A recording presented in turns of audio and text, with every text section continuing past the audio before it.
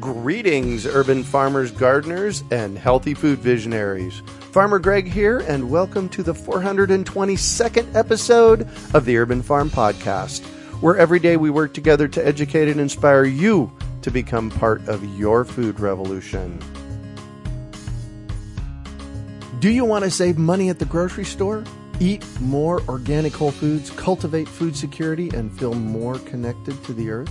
If so, then growing your own food is a no-brainer. You wouldn't believe how many people come to me claiming they can't grow their own food. They think they don't have enough space, that they're too busy, or that they simply don't have what it takes. Perhaps you've fallen for one of these gardening myths. If you think you can't grow your own food, or if you think the only food you have access to is what you buy in the grocery store, I have a life-changing webinar that you need to see. It's free and will help you unearth your inner gardener. I've helped thousands of people just like you grow their own food, and I'm speaking from my own experience when I say that with the right knowledge in place, there is no such thing as a brown thumb. With this free webinar, you can begin making your own garden dreams come true and start growing delicious, nutritious food for your family. Just text GARDEN to 44222 or go to iwanttogarden.com and you'll receive our free webinar about the 7 key factors you need to know to grow your own food. Remember, that's GARDEN to 44222 or iwanttogarden.com. Today on our podcast, we have someone who gathers gardening gurus to help grow gardens. We're talking with returning guest Stacey Murphy about setting goals for growing and her Garden Freedom series. Stacey is a garden geek, growing food since 1979, and her superpower is packing literally tons of food into tight spaces. She has helped thousands of new gardeners from 6 continents grow vegetables and herbs in small spaces, enjoy fresh, affordable vegetables, and live a healthy, happy life. She does this by walking eager growers through her holistic garden system, showing what to grow, when, and where. Stacey offers an online education series with experts talking about different elements of growing food. This year, she has organized the Garden Freedom series with 13 days of jam-packed gardening know-how to help get herb and vegetable gardens started. Welcome to the show today, Stacey.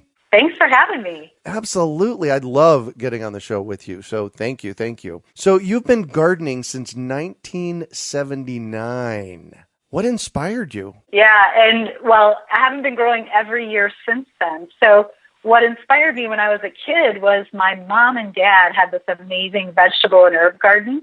And we would go outside and we would pick food for our table. And it was magical for me, Wow. Just going out and pulling things off of plants and putting them in my mouth. It's like how you learn. I was 6 years old at the time. And that's really how you learn about the world, right? So I discovered how delicious sweet peas were off the vine. And I discovered how much I loved black raspberries in my mom's garden. So that's really where I started gardening, was side by side next to my parents, and they taught me all about plants. And the interesting thing is that I lost my connection with food for a long time when I went off to college. And, college food is a big, blah. Not a lot of great stuff going on in the cafeteria. Oh, no kidding.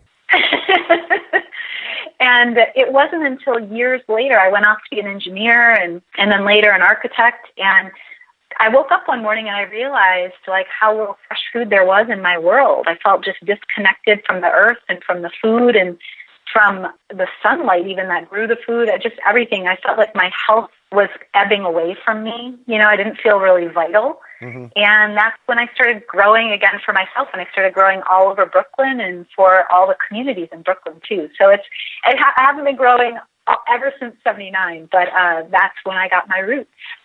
Yeah, well, our stories parallel each other a little bit, because I grew food when I was a kid, starting when I was about 14 years old. So that was 1974. I grew food until 81 or 82 when I moved out / got kicked out of the house. And then I had about a 7-8 year gap in there until I went to purchase a home. And the home I actually purchased in 1989 was the urban farm here. And that plugged me back into where my food came from and started growing it again. So, yay. Yeah, having a piece of land is an amazing asset, right? Oh, big time. And you were growing in Brooklyn. Tell me a little bit about that. Yeah, so I realized if I was disconnected from my food, I looked around my neighborhood, and basically there were not a lot of grocery stores in the neighborhoods that I was living in.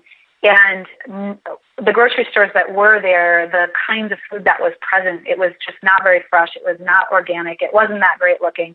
And really, I was traveling a long time to go to farmers markets. So I thought, if I'm having this trouble finding fresh food, probably everybody else is too. And so I started with a group of people. It was a network of growers, and we started a series of urban farms, and all of them were community-supported projects where people bought subscriptions to the food. And so we started everything from backyard farms all the way up to like a 1-acre farm that fed 135 families every year. So wow. It's amazing. Yeah, even in Brooklyn, there is a bunch of possibilities. And in my tiny little Brooklyn studio apartment, even though I didn't have land of my own, I still grew indoors. Wow. So it really is possible to grow food wherever you are. You don't need land. Right. You can even grow during the winter. There's all different ways to grow. Yeah. Well, and I tell people, first of all, grow herbs. They're the most expensive thing to buy and the easiest thing to grow. And you can do that in a sunny windowsill. Yeah. Just to get started, it's so easy, right? Yeah. You're currently living in San Diego, and that's a long way from Brooklyn. And you're doing a lot of online work. What was the pathway to get from Brooklyn to San Diego to online? Tell me about that. Yeah, so one of the things I realized along the way is that we were impacting so many lives in Brooklyn, hundreds of families. And I realized that this was something going on everywhere. This is a movement, right? There's people all over the world who are reconnecting to the land, who are growing local food and feeding their communities. And I really loved all of the home gardeners and the wisdom that gets passed down from generation to generation. And I wanted to be a part of that bigger movement. And so what better way to go online and engage that community in conversations about how to grow more vegetables and herbs at home. So that was one of the big reasons why I went online. And what's incredible about the internet is we have people, I work with people all around the world, tens of thousands of people from 169 countries. And, people are interested in the same things in Pakistan, in Finland, in Belize, in, Canada, even in the United States. We're interested in our health. We're interested in knowing where our food comes from, that it's toxin-free. All of those things, everybody is more and more interested in how to get more fresh food and vitality into their life. So one of the reasons to go online is to have that bigger impact worldwide and to connect with everybody in the world doing this. And isn't that a fun thing to have happen? I know that with my podcast, I've had emails and responses from people all over the world. So it feels good. Right? And you'd be surprised how somebody in Finland can help somebody in Canada, or like somebody in Jamaica even can help somebody in San Diego. It's incredible to me, the wealth of knowledge of growing vegetables and herbs around the world and how many people are excited about it these days. Yeah. Well, and I recently was on a chat with you. You gave one of your classes. We're going to talk about this in a little while. And you had me on as your guest. And it seemed like dozens, maybe even hundreds of people on this call. And they were interacting, building community right there from all over the world. Yeah, it's incredible. So with our different classes online and our different events online, we like to leave the communication lines open and let people know that they might have the answer for somebody across the world. And so with all of our different online events, people are able to post whatever their challenges are and hear from other people from around the world. And then the amazing thing that happens is people are so generous with their knowledge and they feel great about sharing because they have their own challenges and they know somebody else around the world is going to help them. So it creates this wonderful community of people. They're like-minded, Mm-hmm. These people Yeah. Most people who grow food, I have to say, they laugh more, they smile more, they share more. Most people who grow food, what I love about them is they understand the abundance of nature. And so when you put them in community together, they just want to naturally share with each other. Right. So I just love hosting these online events where everybody chips into the conversation and makes the whole world a better place. So it's amazing. Yay. So I mentioned in the intro your Garden Freedom Series. This is your third annual, but you do it twice a year. So this is your sixth time you've done your annual Garden Freedom Series. Can you tell me what it is? Yeah. So basically what it is it's 2 weeks of garden fun online. And, if you want to get your vegetable and herb garden started right, or if you already have one and you want to take it to the next level or double your yield, so we host a bunch of awesome stuff. And we've got 6 mini workshops that are a part of the Garden Freedom series, and it's all free. And so basically the mini workshops are things like the number one thing that successful gardeners do differently. And we'll show you how to set yourself up for garden success this growing. We've got workshops about double your yield in half the space. How'd you like to do that? And it's specifically around vegetables and herbs because that's where my expertise is. Mm-hmm. And we've got one of our favorite events. It's always the big winner. Is pests, diseases, and weeds. Show them who's boss, because you should eat your food and you shouldn't let the bullies steal your lunch, right? Right. So a lot of people, the thing that happens when you start to grow food is everybody else shows up to the party and wants to eat it too. So we have an event, a little mini class called Pests, Diseases, and Weeds, Show Them Who's Boss, and tons of people show up for that one. And there's a couple other ones as well. Vegetable and herb gardening, that takes less time than you think, and I share these simple strategies to make garden life easier because I think a lot of people, they don't need a very complicated garden. They just want to grow a little bit of food for themselves. And so what does it look like to put that into a busy lifestyle? If you're a mom with a couple of kids, how do you create a really simple garden that fits your lifestyle? Things like that. So it's essentially 2 weeks of just awesome garden fun online, people chatting with each other and communicating from around the world. So that's the gist of what it's all about. Wow. So why do you do this? Well, we talked a little bit about this already. So everybody eats, right? And your audience, they already know that what they're eating is important. And if you watch the news, you've seen the number of chronic diseases and then the toxins in our environment. And it's been on the rise for a long time. And when we eat whole foods, those foods become our medicine. And that's really our own healthcare system. So we can grow our own healthcare. And there's also been all these E. coli scares with fresh greens, which are freaking people out. So growing your own food is one of the best ways to ensure the safety and the freshness of the food and to know exactly how it was grown. And that's why we call it the Garden Freedom Series, because you're free from relying on what's available at the grocery store and you're empowered to nourish yourself and your loved ones. And by the way, how awesome is a lifestyle surrounded by plants that nourish you? So it's great for your mental and spiritual health as well. And I know your audience already knows all of this. That's, they tune in because that's what's important to them. And wouldn't it be awesome if everybody around the world, everybody eats, wouldn't it be awesome if everybody grew just a little bit and shared just a little bit with their community? So that's what we're up to. Yeah, wow, big time. What is the theme of your Garden Freedom Series this year? So this year, the theme for the Garden Freedom Series is Gardens for Life. And the reason is that so many of the people that come to the Garden Freedom Series, the ripple effects that happen in their life is that I'll give a couple of examples because it's the best way to do it. We had Stuart, who essentially had a bunch of health concerns with his life and then also his partner's life. And his garden was his way to feel vital and to not feel like he was just living this disease. So the garden as a way to not only improve your health by eating the food, but to feel good about the world around you. And one of my favorite stories from one of my students, Barbara has a partner who has Alzheimer's. And and so the chronic diseases that are, so prevalent in our society, sometimes the simplest things can help us remember the beauty of life. And in Barbara's case, the garden, she called it her sanity saver.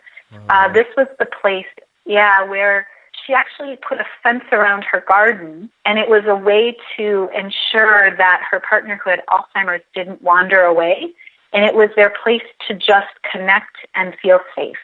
And so there is this larger reason to garden, which is beyond just the food, and it's about a lifestyle of health and vitality and feeling connected to nature and feeling safe. So Garden for Life is the theme for this year's Garden Freedom Series. Awesome. And so I know you touched on this a little bit, but I want to dig in a little deeper, and that is, what difference does gardening really make in our lives? Sometimes it makes so many differences to so many people that it almost seems like it cures everything, and then people are like, does gardening really do all that? Right. But yeah, it does so many amazing things. One of the things that I was just talking to one of my students about, Gina, we were talking about her garden, and she said to me that, the garden was a hard sell for her family. They didn't understand why she wanted one. They were like, it seems like a lot of work. What's that all for? And she had kids and a husband, and basically neither one of them liked vegetables. And so to them, they thought gardening was probably the stupidest thing on earth. Like, why would you grow vegetables when you don't even like eating them? Right. And what was interesting in her case is that, she started gardening because it was important to her. And what happened is that her kids started eating vegetables off the vine and realizing that they tasted different than what was at the store. Mm-hmm. And all of a sudden, her kids liked vegetables. So I think, and that's what happened to me when I was a kid too. So there's this amazing thing that happens in gardens around families, that it provides a space for the family to connect. I mean, imagine now the conversations that family's having about food, whereas before Gina and her kids and her husband were at odds. Now they're like, oh, this is kind of fun. This is kind of cool. And her husband even said, when he was making a stir fry, he loves to cook, and he picked the broccoli from their yard. He went out there and harvested it, which was a big deal. He had never really been excited about the garden, but he was going out there and harvesting. And he tasted what he said was like, well, your broccoli is much smaller than the broccoli at the grocery store. But when he ate it, he was like, wow, this is remarkably great. Mm-hmm. It's much different. So there's this bigger picture here, which is the realization that homegrown tastes better too. And that convinces people to eat foods that make them feel good. So there's so many benefits, right? Oh, yeah. Well, and the taste better, some people don't know this, the better taste actually means that there's more nutrients in there in a lot of cases. Exactly.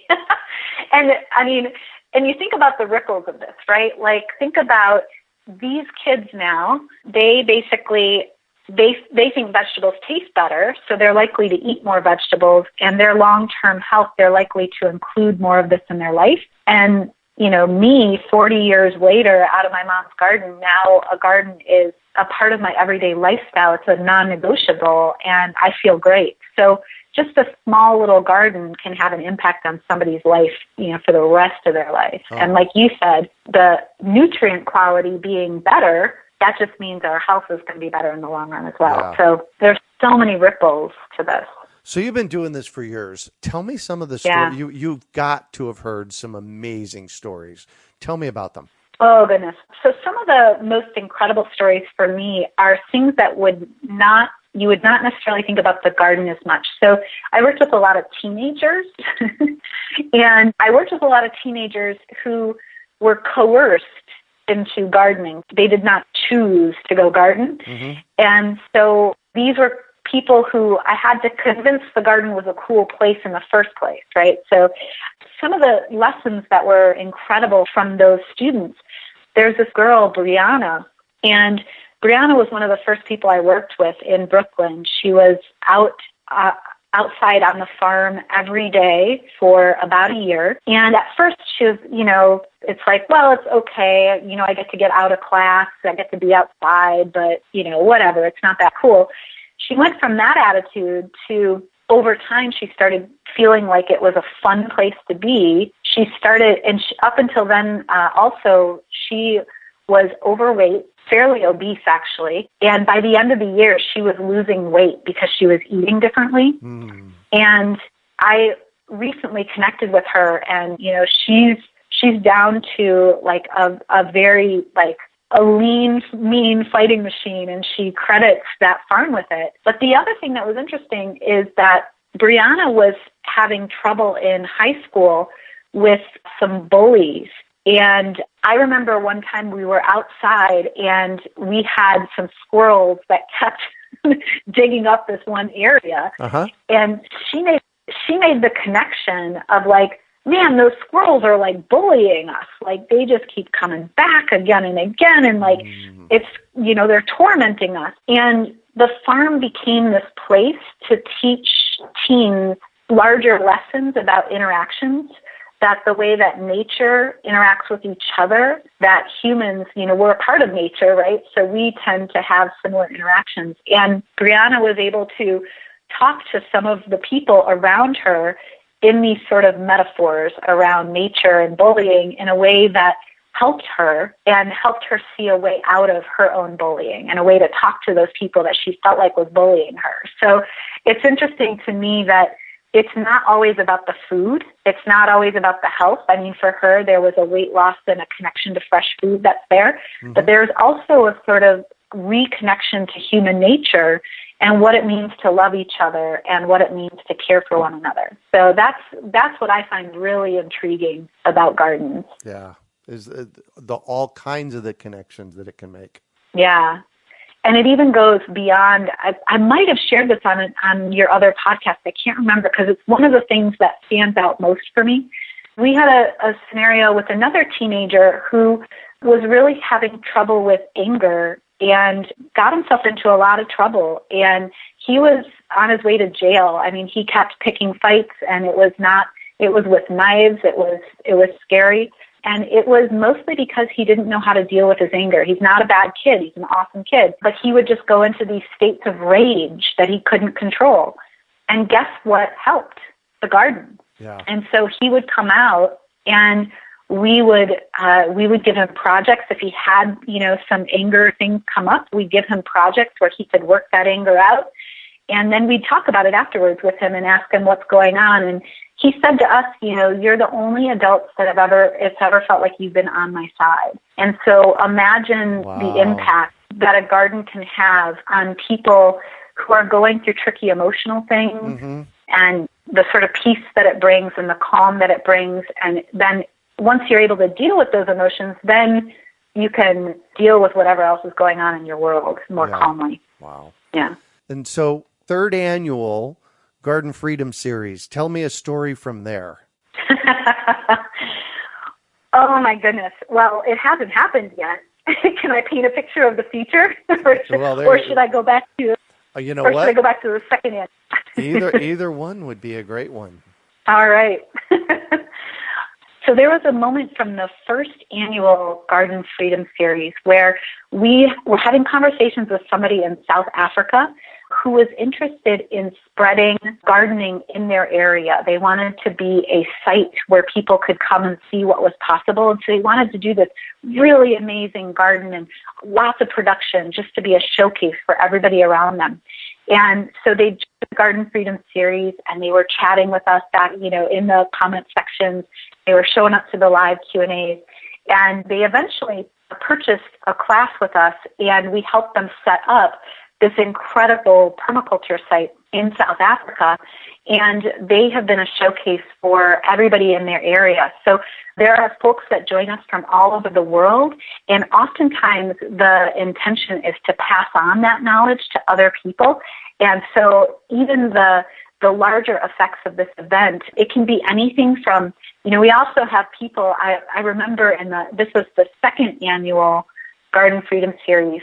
We started the Garden Freedom Series, and this person said they were from Canada, and they were like so excited, and they went right out and started growing that day. They started growing some pea shoots indoors. Wow. And 7 days later, we're still doing the Garden Freedom Series, and they're already growing and harvesting food. So those are two opposite ends of the spectrum. It's like one person who shows up and is like, I want to show other people how to do this and tell me how to do this the best way possible so we can pass this on to others. And then somebody else who's like, I just want to grow a bunch of food right now on my countertop, and they just like, bam, they do it. So there's all different layers in between of what's possible. Yeah, and it really is that easy if you make it that way. Yes. And that's my favorite part about the Garden Freedom series is that it starts at the beginning. The first video of the Garden Freedom series is really about you, the gardener, finding out exactly what you want out of your garden so that you can set yourself up for success, because there's so many different ways to grow food. There's so many different ways to garden. And if you go out there and you try it all, you might find that you're not happy because you're running around chasing all these different things. But if you really tap into you and understand what you really want, then it all becomes super simple and you can just find the easiest way to get there. So the Garden Freedom series, when is it? So the Garden Freedom series starts February 14th and it runs through March 1st. Nice. And you can sign up for it. Again, it's free. You can sign up for it at urbanfarm.org/garden freedom. So I always ask people for a new piece of advice. What kind of advice do you have for our listeners? My biggest piece of advice is have fun, play, experiment, whether it's in your garden or whether it's outside in the garden or inside your house growing food. I think that the way that we make the most progress in our garden and reach our goals is really just when we're having fun and we're playing. Sometimes if we make it into work, then we no longer want to do it. So, I think for me, I think about all the incredible things that I've learned from my garden, and all the biggest harvests I've ever had have been moments where I've been like, I wonder what would happen if I did this. Right? So I feel like that's a really fun question to ask yourself, is like, I wonder what would happen if I did this. And then just play with it. Don't take it too seriously. Awesome. And it's always great fun playing with you. Thank you. We always have lots of fun. And thank you for joining us on the show once again today, Stacey. Thank you so much. You're doing amazing work. I'm so honored to be here. Thank you so much. So you can find show notes from today's podcast and sign up for the Garden Freedom series at urbanfarm.org/garden freedom. We are your urban farming resource. You can find our podcast on iTunes, Google Play, Stitcher, iHeartRadio, and everywhere where podcasts are served. Also visit urbanfarm.org to find articles, webinars, courses, and more. Plus, if you'd like to hear more from Stacey, listen to episodes 105 and 366. Well, that's it for today. Thanks for joining us on the Urban Farm Podcast.